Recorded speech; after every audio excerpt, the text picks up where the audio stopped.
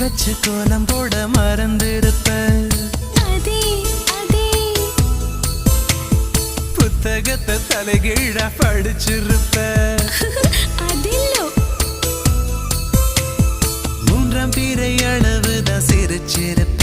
தினம் 100 முறை என் பேரை சொல்லி ரசிப்ப.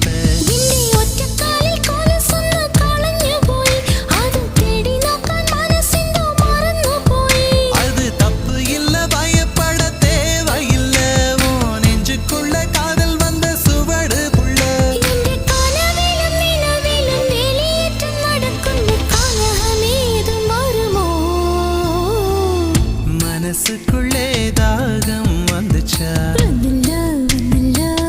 மகிழிறகில் வாசம் வந்துச்சா.